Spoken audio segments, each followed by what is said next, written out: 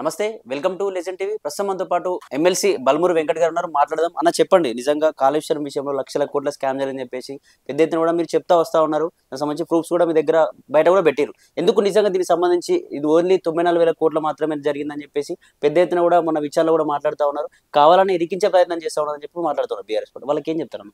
అంటే 94,000 కోట్లలో స్కామ్ చేసిరని ఒప్పుకుంటారా వాళ్ళు? స్కామ్ అంత ఖర్చుతో తక్కువ ఖర్చు వాళ్ళు ఒప్పుకుంటుర్రా? అది ఇప్పుడు ఒక విషయాన్ని ఒక ప్రాజెక్ట్ కట్టినరు, సరే వాళ్ళ ప్రకారంగా 94,000 కోట్లని వాళ్ళు అంటుండ్రు. మరి కట్టిన ప్రాజెక్ట్ కంప్లీట్గా అది ఉపయోగంలోకి రాకముందే అందులో 2 పిల్లర్లు కుంగినాయి అంటే తప్పిదం జరిగినట్టా జరగనట్టా? తప్పిదం జరిగినట్టా జరగనట్టా? క్లియర్ కట్గా తప్పిదం జరిగింది, నువ్వు ప్రాపర్గా కట్టలేదు కాబట్టి అది కుంగింది. కుంగిన దానిపైన అందరికీ అది ఎట్లా కుంగిందనే దానిపైన మీరు కమిషన్లు తీసుకొని కకృతి పడరు కాబట్టి అది అట్లా కుంగిందనే పరిస్థితి నేను కాదు, ఎవరిని అడిగినా కూడా చెప్తారు. దానికి 80,000 పుస్తకాలు చదవాల్సిన అవసరం లేదు చెప్పనికి. నార్మల్ చూసిన ప్రతి ఒక్కరు కూడా చెప్తాడు. చెప్పిన దానిపైన దానికి కమిషన్ ఏర్పాటు చేసినాము. కమిషన్ ఏర్పాటు చేసినప్పుడు కమిషన్ దాని పరిధిలో కమిషన్ ఇండిపెండెంట్ గా వర్క్ చేస్తుంది. కమిషన్ పనిచేస్తున్నప్పుడు నిజంగా నువ్వు తప్పు చేయకపోతే నువ్వు ప్రూవ్ చేసుకొని నీకు అదొక అవకాశం. నువ్వు అది ప్రూవ్ చేసుకొని బయటకు వచ్చి నువ్వు ఎన్ని మాటలన్నా మాట్లాడు. నేను పిలుచుడే తప్పన్నట్టు నువ్వు మాట్లాడితే నీకు ఈరోజు ఒక అవకాశం కల్పించినాము ప్రూవ్ చేసుకో. నువ్వు చేయకపోతే ప్రూవ్ చేసుకో. కానీ నేను కమిషన్ ముందుకి నన్నెట్లా పిలుస్తారు, నేను పీకుడు కానీ పోటు కానీ నన్ను పిలవద్దనే విధంగా ప్రవర్తిస్తే అది సరైన పద్ధతి కాదు. అండ్ నిన్ను పిలుస్తే నీ కొడుకు ఒక సైకో లెక్క, ఒక శాడిస్ట్ లెక్క మీ ఇంట్లో ఉన్న పంచాయతీ వల్ల బయటికి వచ్చి ఇష్టం వచ్చినట్టు ముఖ్యమంత్రి గారి గురించి మాట్లాడితే ఊరుకునే పరిస్థితి ఉండదు. రేపొద్దున నేను ఊరుకుంటానేమో. తెలంగాణలో రేవంత్ రెడ్డి గారికి తెలంగాణ ప్రజలు చాలా మంది అభిమానులు ఉన్నారు. రేపొద్దున నువ్వు బయట తిరగని అని ఒక పరిస్థితి ఏర్పడుతుంది, నీ పైన దాడి చేసే పరిస్థితి ఏర్పడుతుంది.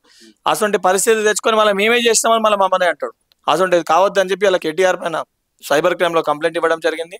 దానితో పాటు అలా పార్టీ ఎమ్మెల్యే కూడా ఇష్టం ఇట్లా పెట్టిండో వానిపైన కూడా కంప్లైంట్ ఇవ్వడం జరిగింది. కేటీఆర్ కూడా తక్షణమే బహిరంగ క్షమాపణ చెప్పాలని చెప్పి కూడా కేటీఆర్ చెప్పడం జరిగింది. అంటే వాళ్ళ వాదన ఏంటి అంటే, ఏదో మేడిగడ్డలో పిల్లలు 2 కూలే అని చెప్తా ఉన్నారు. కానీ వీళ్ళైతే శంకుస్థాపన చేసిరో గంధమల్ల పాయటం, మరి వీళ్ళు ఎక్కడి నుంచి వస్తున్నట్టు, అది ఒకవేళ నిజంగా కూలి ఉంటాయి అని చెప్పేసి వాళ్ళ వాదన వినిపిస్తున్నారు. దానికి ఏం చెప్తారన్న?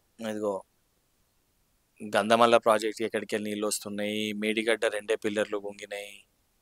నేను టెక్నికల్ ఇష్యూస్ పైన నేను మాట్లాడితే మీకు అదే క్లియర్గా చెప్పిన. నాకు టెక్నికల్గా అది ఏంది అనే దానిపైన నేను ప్రస్తావించదలుచుకోవాలి. నేను ఒక కామన్ మ్యాన్గా నువ్వు ఒక ప్రాజెక్ట్ నిర్మాణం చేసినావు, అందులో 2 పిల్లర్లు కుంగినాయి. ఆ కుంగిన దాన్ని మేము తప్పు చేసినాం అని చెప్పి నువ్వు ఫస్ట్ అంగీకరించు.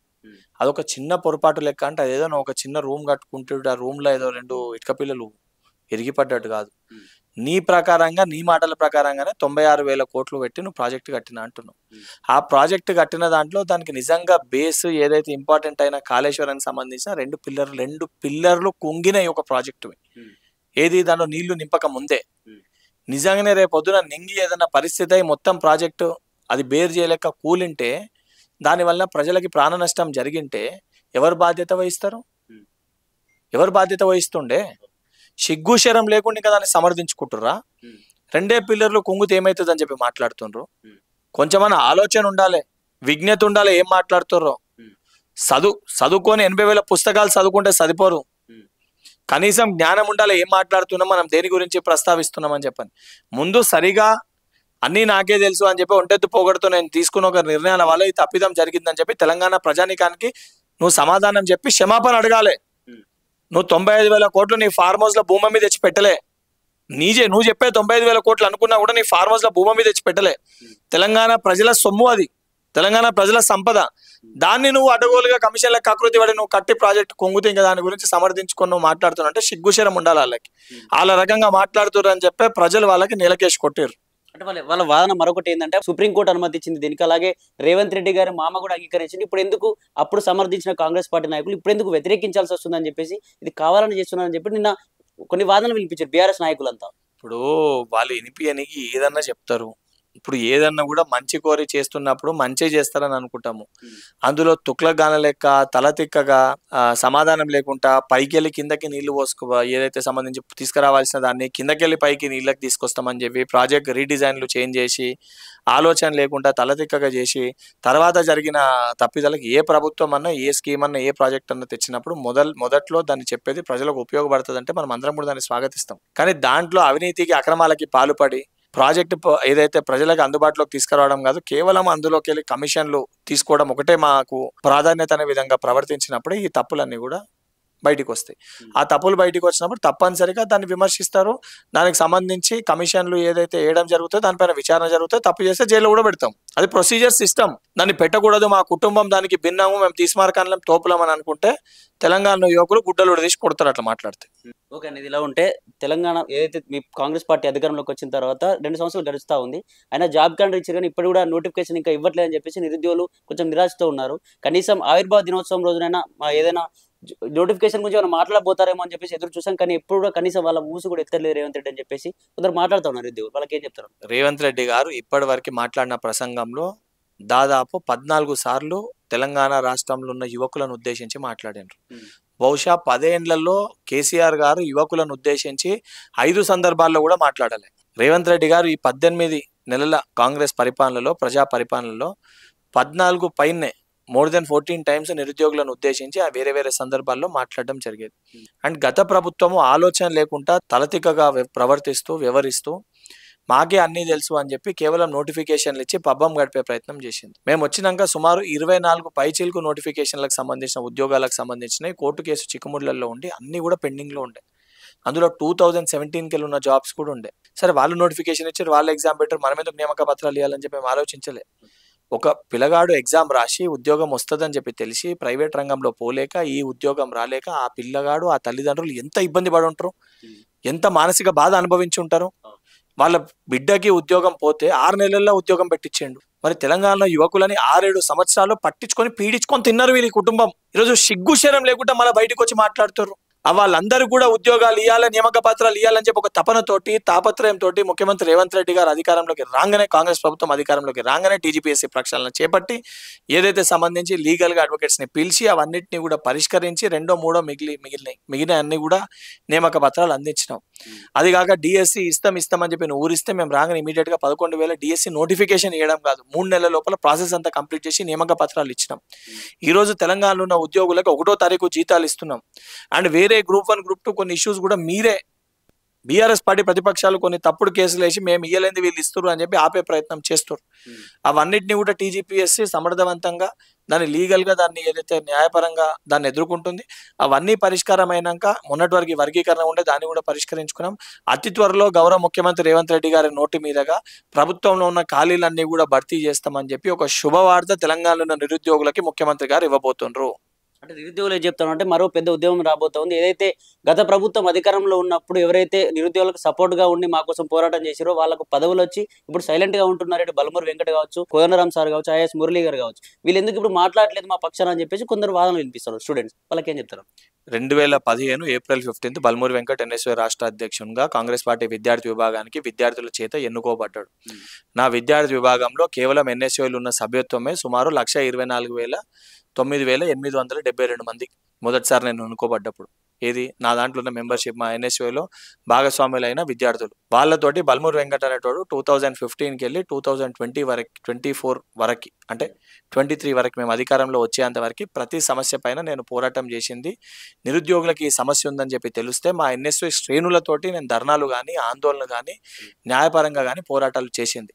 నేను పోరాటం కూడా టీజీపీఎస్సీ పోరాటం చేసింది కూడా నిరుద్యోగులు యువకులు ఏదైతే ఎగ్జామ్ రాసి పేపర్ లీకులు అయితే వీళ్ళందరూ కూడా దాన్ని కప్పుపుచ్చే ప్రయత్నం చేస్తే దాన్ని బయటికి తీసుకురానికి న్యాయపరంగా హైకోర్టులో కేసు దాఖలు చేసి దాంట్లో ఒక పిటిషనర్ని A2గా, A3గా, మరొక ఏడబ్ల్యూ పిటిషనర్ని A3గా, A2 పిటిషనర్గా గ్రూప్ 1 ఆస్పిరెంట్ని వేసి కోర్టును అప్రోచ్ అయ్యి ఆ యొక్క నోటిఫికేషన్ని క్యాన్సిల్ చేసి ఈ బండారాన్ని అంతా కూడా బల్మూరు వెంకట్ బయటికి తీసుకొని వచ్చాడు. దానితో పాటు అనేక సందర్భాలలో ఎగ్జామినేషన్స్ కండక్ట్ చేసే క్రమంలో ఒకటే తేదీన ఒక పిల్లగాడు ఎగ్జామ్కి అప్లై చేస్తే ఒకటే తేదీన 2 నోటిఫికేషన్ 2 ఎగ్జామ్స్కి సంబంధించి ఒకటే తేదీ ఒకటే టైంలో ఎగ్జామ్ కండక్ట్ చేస్తే దాన్ని పోస్ట్ పోన్ చేయమని చెప్పి బల్మూరు వెంకట ఎన్ఎస్ఓ శ్రేణులతో ఆందోళన చేసిండు.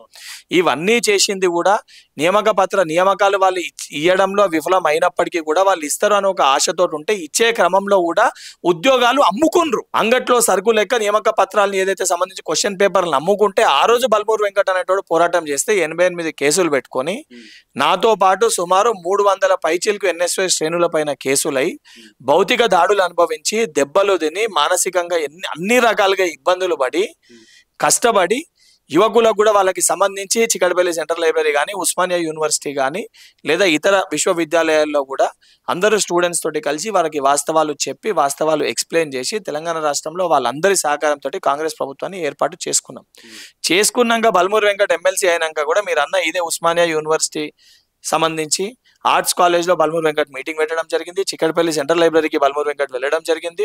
ఒక నిరుద్యోగ సోదరుడు గాంధీ హాస్పిటల్లో దీక్ష చేస్తుందంటే ఇబ్బందికర వాతావరణం ఉన్నా లేదు తప్పనిసరిగా వెళ్ళాలని చెప్పి విద్యార్థులు ఆందోళన చేసినా కూడా వెళ్ళి బాధ్యతతోటి సమాధానం ఈ బల్మూరి వెంకట్ చెప్పిండు. మరికొంతమంది దీక్షలు చేస్తుంటే కూడా లేదు మరొకసారి టెట్ నిర్వహించాలని చెప్పి దీక్షలు చేస్తున్నా వెళ్ళి ఇది మనం తెచ్చుకున్న ప్రభుత్వం తప్పనిసరిగా మరొకసారి టెట్ను వేయిస్తా అని చెప్పి వెళ్ళి వాళ్ళకి మాటిచ్చి మరొకసారి టెట్ నిర్వహణకి ఆ రోజు ఇదే బల్మూరి వెంకట్ మీరు అనే ఇదే రియాజ్ ఇదే కోదండరామ్ గారు మేమందరం సహకరించి పనిచేసినాం.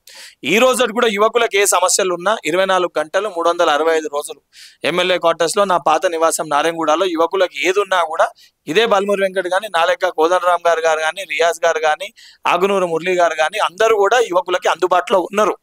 కానీ ఉద్దేశపూర్వకంగా దీంట్లో కొంతమంది వ్యక్తులని బీఆర్ఎస్ పార్టీ కల్వకుంట్ల తారక రామారావు గారికి తొత్తులు లేకున్న ఎమ్మెల్సీ దాసు శ్రవణ్ గారు కానీ దాంతో పాటు కౌశిక్ రెడ్డి గారు కానీ ఎవరికైతే కనీసం దీనిపైన అవగాహన లేదో వాళ్ళు ఉద్దేశపూర్వకంగా దీన్ని మిస్లీడ్ చేసి తప్పుదో పట్టించి దీన్ని ఒక ఉద్యమం లెక్క మార్చి మళ్ళా నిరుద్యోగులను అడ్డం పెట్టుకొని రాజకీయ లబ్ధి కోసం వీళ్ళు ప్రవర్తిస్తుర్రు. యువకులందరూ కూడా నేను విజ్ఞప్తి చేసేది ఒకటే, ఇది మనం తెచ్చుకున్న ప్రభుత్వం, మనం ఏర్పాటు చేసుకున్న ప్రభుత్వం. తప్పనిసరిగా ఈ ప్రభుత్వంలో మీ తరఫున ప్రతినిధులుగా బల్మూరి వెంకట్ గాని రియాజ్ గాని ఆకునూరు మురళి గారు గాని కోదండరామ్ గారు గాని చాలా మంది ఈ ప్రభుత్వంలో ఉన్నారు.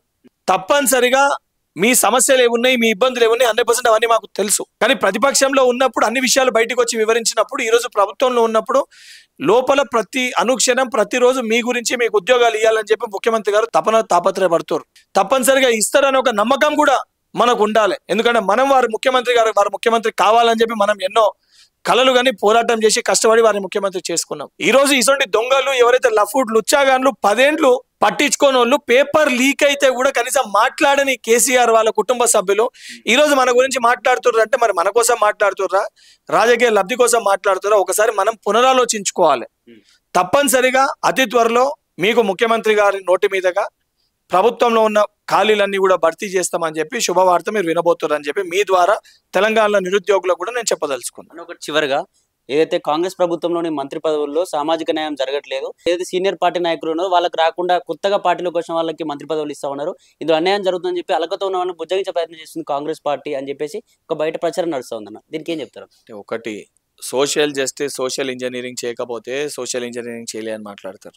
ఈరోజు ఎస్సీ సామాజిక వర్గానికి సంబంధించి బడుగు బలహీన వర్గాలకి సంబంధించి ఈరోజు పెద్దపీట వేసి అత్యధిక ప్రాధాన్యత కల్పిస్తూ ఒక ఎస్టీ డిప్యూటీ స్పీకర్గా ఒక ఎస్సీని స్పీకర్గా మరొకరిని ఉప ముఖ్యమంత్రిగా మరొకరిని ఆరోగ్య శాఖ మంత్రిగా ఒక బీసీ బిడ్డని శ్రీహరి గారిని కొండా సురేఖమ్మని ఒక ఎస్టీ మహిళ సీతక్క గారిని ప్రతి సామాజిక వర్గానికి ప్రతి కులానికి మైనారిటీలకి ప్రాధాన్యత కల్పించే విధంగా మొదటి దఫాలనే వక్ఫ్ బోర్డు ఉర్దూ ఇవన్నిటిని కూడా నింపి అందరికీ ప్రాధాన్యత కల్పిస్తూ అటు యంగ్స్టర్స్కి అటు సీనియర్స్కి అనుభవం ఉన్న దామోదర్ రాజనరసింహ గారు ఉన్నారు, యంగ్స్టర్గా ఉన్న శ్రీహరి గారు ఉన్నారు, అందరినీ కూడా కలుపుకోలుగా తీసుకొని వెళ్ళి ఒక సోషల్ ఇంజనీరింగ్ చూపించే విధంగా ఈరోజు కాంగ్రెస్ ప్రభుత్వ క్యాబినెట్ అనేది ఉంది.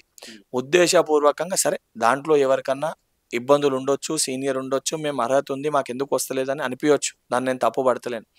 కానీ సోషల్ ఇంజనీరింగ్ ప్రకారంగా ఎవరి సామాజిక వర్గం ఎంత ఉంది దాని ప్రకారంగా పదవులు కల్పించాలని చెప్పి పార్టీ ఒక నిర్ణయం తీసుకుంది. నిజమైన నికార్సైన కాంగ్రెస్ పార్టీ కార్యకర్తలు పార్టీ తీసుకున్న నిర్ణయానికి మనం కట్టుబడి ఉండాలి.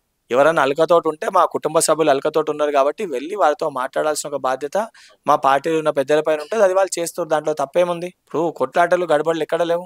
కేసీఆర్ సొంత ఇంట్లో పట్టుమని చెప్తే 10 మంది లేరు, వాళ్ళు ఆడున్న సొంత అన్న చెల్లె మధ్యలో పంచాయతీ ఉంది. బీజేపీ పార్టీ పైన ఇళ్ల పైన లెక్క పెడితే 6 లీడర్లు లేరు, జిల్లాకు ఒకరు కూడా లేరు, వాళ్ళ కాడ 6 గ్రూపులు ఉన్నాయి. మా గురించి విమర్శించే హక్కు వీళ్ళకుందా? మా గురించి మాట్లాడే స్థాయి వాళ్ళది?